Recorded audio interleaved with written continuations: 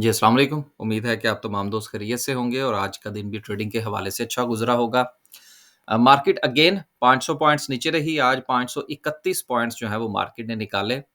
Market के ऊपर continuity जो है वो बहरहाल जारी है, मार्केट नीचे की तरफ जा रही है आहिस्ता-आहिस्ता और मार्केट के नीचे जाने से आप फ़ायदा उठाइए और अपने-अपने शेयर्स का इंतखाब कर रखिए, उसका लेवल 1 निकाल लीजिए, लेवल 2 निकाल लीजिए, लेवल 3 निकाल लीजिए और उन लेवल्स पर अपने-अपने शेयर्स को बाय करने की कोशिश कीजिए, एक बात।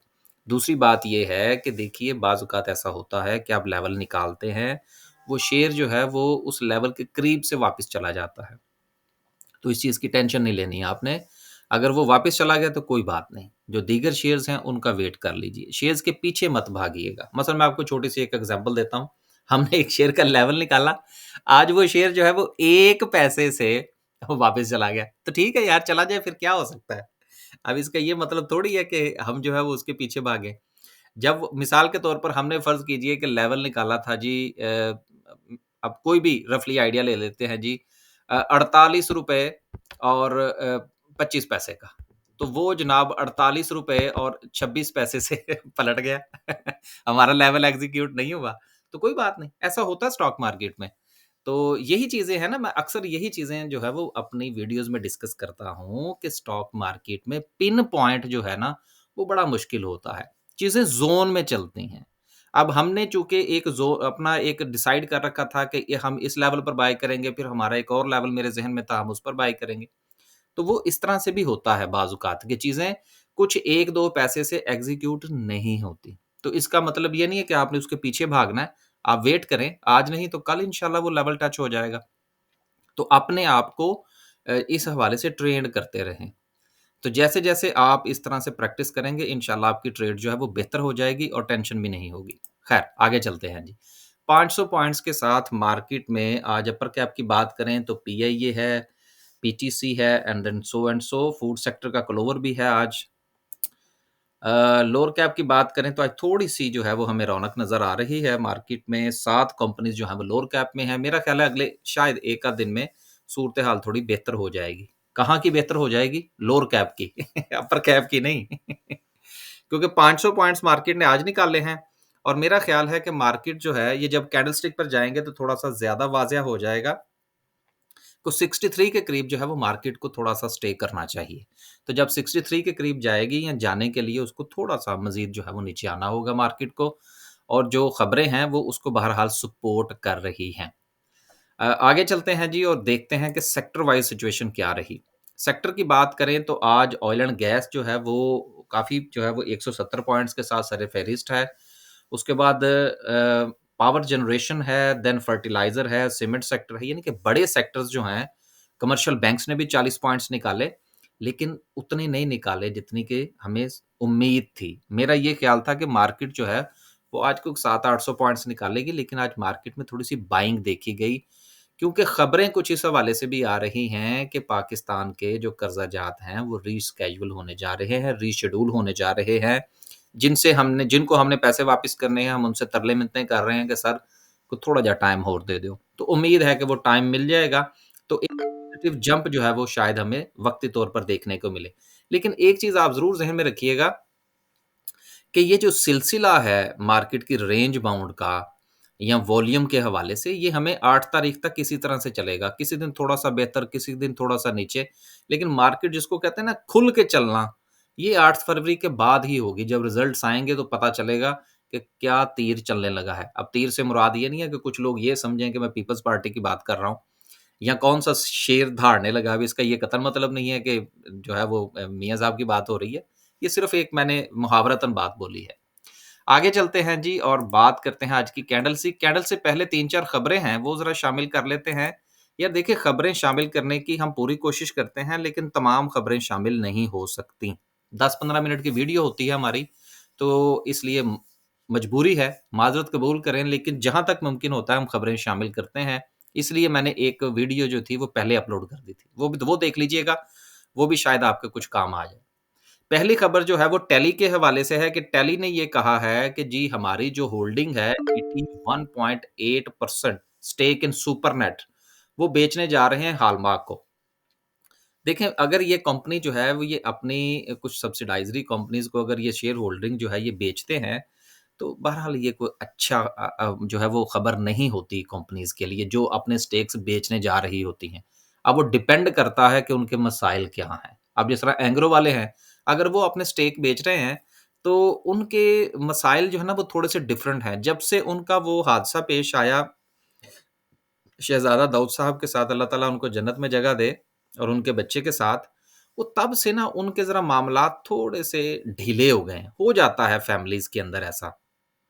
लेकिन इस किस्म की कंपनीज़ जो अपने स्टेक बेचती हैं, ये हमें पूरी तफ़सील देखनी चाहिए कि आखिर रीज़न क्या है। तो बहरहाल ये बेचने जा रहे हैं, इसका जो है वो कोई पॉज़िटिव इम्पैक्ट टैलीकार्ड पे मुझे आता हुआ नज़र नहीं आ रहा।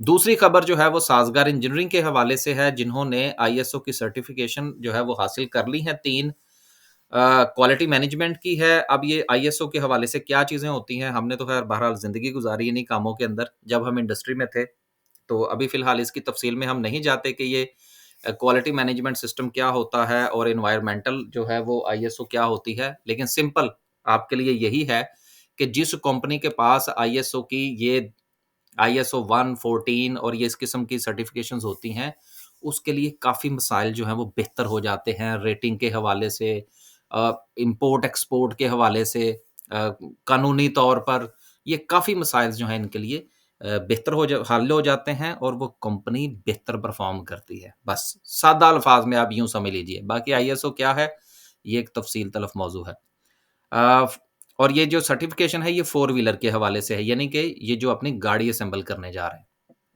अब देखिए यहाँ पर सिर्फ़ जो है ना वो मैं ये कहता चलूँ कि मुझे पता नहीं क्यों लगता है कि ये साज़गार वाले जो हैं काम तो ये ठीक कर रहे हैं, कंपनी ठीक है, लेकिन ये कहीं जो है वो बस पुर्ज़े जोड़ने की तरफ ही ना चले जाएँ, जिस तरह हमारा जो है वो सेठ करता ही ये है, बनी-बनाई चीज़ लाता है, यहाँ पे आके जो है वो बस उसको जोड़ता है और देन आगे और मैन्युफैक्चरिंग की तरफ ना जाएँ, सिर्फ़ असेंबलिंग की तरफ ही जाएँ। तो बहरहाल देखते हैं कि कंपनी जो है वो आने वाले दिनों में क्या करती है। फ़िलहाल मुझे कोई मैन्युफैक्चरिंग होती हुई नज़र नहीं आ रही, असेंबलिंग ही होगी। तो चलें सुज़ुकी निकल रही है, ये आ रहे हैं, अच्छी बात है। आखिरी खबर जो है वो हबको के हवाले से है। हबको का ये कहना है कि हबको जो है वो एक्वायर करने चाहती है सिंध एंग्रो कोल माइनिंग। अब देखिए एंग्रो की बात दोबारा से आ गई कि वो जो है वो आहिस्ता-आहिस्ता अपने स्टेक निकाल रहे हैं, बेच रहे हैं चीज़ों को।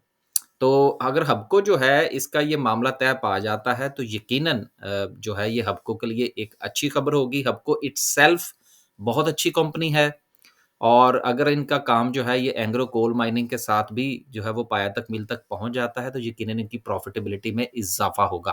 अब ये खबर जो है ये एंग्रो के हवाले से भी पॉज़िटिव है क्योंकि जो सिंध एंग्रो कोल माइनिंग है, ये सब्सिडाइज़री कंपनी है किसकी? एंग्रो कॉर्पोरेशन की। अब ये ज़हन में रखिएगा जो पिछले दिनों ये कहा गया था कि एंग्रो जो है वो डिविडेंड बहुत ज़्यादा दे सकता है, शायद ₹50 की बात हो रही थी मेरा ख़्याल है। और इसके अलावा कुछ और भी था कि जी ये बहुत मेरा ख़्याल है शायद 390 या 430 की बात थी या 490 की बात थी, मेरे ज़हन में नहीं है इस वक़्त। तो ये इसके पीछे ये सारी की सारी रिसर्च होती है। तो ये आप ज़हन में रखिएगा अगर आपके पास हबको है और एंग्रो है, तो ये दोनों के लिए पॉज़िटिव न्यूज़ है। अब वापस चलते हैं और बात करते हैं आज की कैंडल की। कैंडल को पहले ज़रा देख लेते हैं, आवरली कैंडल क्या कहती है। आवरली कैंडल जो है, वो ये कहती है कि इस वक़्त जो सूरत-ए-हाल है 1 मिनट जी, मैं ज़रा दूसरा चार्ट खोल लूँ, जो मैंने बना रखा है तो ज़्यादा बेहतर होगा।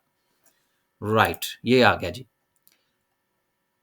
आवरली कैंडल बहुत अच्छी है जी कि मार्केट की गुज़िश्ता ये 4 की 4 जो कैंडल्स हैं, 4 घंटे की अगर आप देखें तो चारों में आपको रिजेक्शन नज़र आ रही है, सपोर्ट ले रही है, मार्केट सपोर्ट लेने की कोशिश कर रही है 63,500 पर और मार्केट में बाइंग देखने को मिली।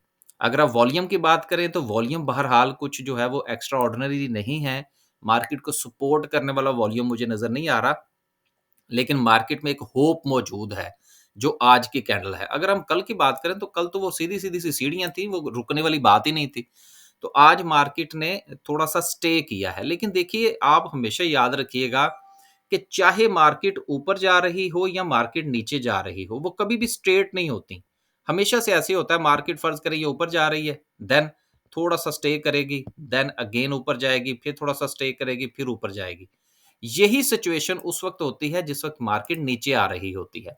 अब मार्केट नीचे आई है, यहाँ पर थोड़ा-सा स्टे करेगी, चलें यार क्या ही देते हैं, फिर हो सकता है मार्केट ऐसे चली जाए। तो क्या मज़ायका है। तो मेरा ख़्याल है कि कुछ 63,000 का वेट जो है, वो मार्केट जो है वो करेगी और वहाँ तक मार्केट को जाना चाहिए। एक थोड़ी-सी जो करेक्शन है मार्केट की वो मुकम्मल हो जाएगी, एक बात। दूसरी बात ये है कि अगर हम ये जायज़ा लें कि इस वक़्त जो मार्केट की सिचुएशन है ओवरऑल, तो डे के पॉइंट ऑफ व्यू से भी आप देखें तो येस, जैसा कि अभी आवरली हमने डिस्कस किया कि मार्केट में जगह मौजूद है, लेकिन सर वॉल्यूम नहीं है नीचे, ये बड़ी इंपॉर्टेंट चीज़ है। अगर थोड़ा-सा वॉल्यूम इंक्रीज़ हो जाता है तो शायद मार्केट का जो सेंटिमेंट है, वो ज़्यादा हमें थोड़ा-सा मज़बूत नज़र आता। इंडिकेटर्स की अगर हम बात करें, कल मेरा ख़्याल है शायद हमने इंडिकेटर डिस्कस किया था या नहीं? कल मेरा ख़्याल है कि शायद हमने नहीं किया था। इस वक़्त जो मार्केट में जो आरएसआई है, वो रफ़ली मौजूद है 53 पर। तो जब तक आरएसआई 50 पर मौजूद है और 50 जो है ये एक साइकोलॉजिकल लेवल होता है। 50 से अगर चीज़ें पलट जाएँ तो फिर ये उम्मीद की जाती है कि जी ये दोबारा से आरएसआई जो है ये मार्केट में एक बुलिश ट्रेंड आ सकता है। तो बेसिकली ये सप्लाई एंड डिमांड जो है ये जो साइकोलॉजिकल बैरियर्स होते हैं बेसिकली मार्केट के, ये सपोर्ट एंड रेजिस्टेंस के साथ चलते हैं। तो चूंकि आरएसआई बहुत ज्यादा जो है वो हमारे यहाँ इन है, बल्कि दुनिया भर ही में इन है, तो सपोर्ट के पॉइंट ऑफ व्यू से जो 50 का लेवल है इसको इसमें यहाँ पर बुल रन देखने में आता है।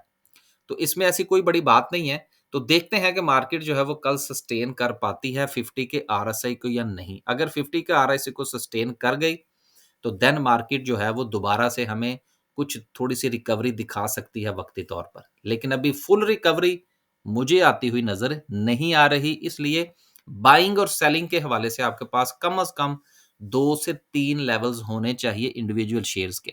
एक बात सिर्फ मैं आखिर में जो है वो ऐड करता चलूँ कि देखिए इंडेक्स को आप देखेंगे तो बाज़ औक़ात ऐसा होता है कि इंडेक्स जो है वो 1% गिरता है, आपका शेयर 5% गिर जाता है। तो इसलिए इंडेक्स के साथ-साथ आपने अपने शेयर्स के हवाले से भी नज़र ज़रूर रखनी है। एक तरफ नज़र नहीं रखनी, शेयर की तरफ भी देखना है, इंडेक्स को भी देखना है। ट्रेंड जो है ताकि ट्रेंड जो है वो आइडेंटिफ़ाई होगा आपका कैंडलस्टिक से जो कि आपके इंडेक्स की होगी और फॉलो करेगा आपका शेयर। तो दोनों चीज़ों के ऊपर आपके नज़र रखना ज़रूरी है। बस जी, आज के लिए सिर्फ़ इतना ही। खुश रहें, आबाद रहें, अपने पोर्टफ़ोलियो का ख़्याल रखें। ये स्टॉक मार्केट इसी तरह से ही चलती है। इसलिए अपने आप को इसकी आदत डालें, टेंशन ना लिया करें। बहुत सारे मैसेजेस आते हैं, परेशान हो जाते हैं आप लोग, तो टेक इट ईज़ी। 2 से 3 लेवल्स के साथ चलें, फिर इंशाल्लाह परेशानी नहीं होगी। खबरों के हवाले से मैंने आपसे गुज़ारिश कर दी कि खबरें जो हैं वो सारी की सारी शामिल करना ज़रा मुश्किल होता है वीडियो में। अल्लाह हाफ़िज़।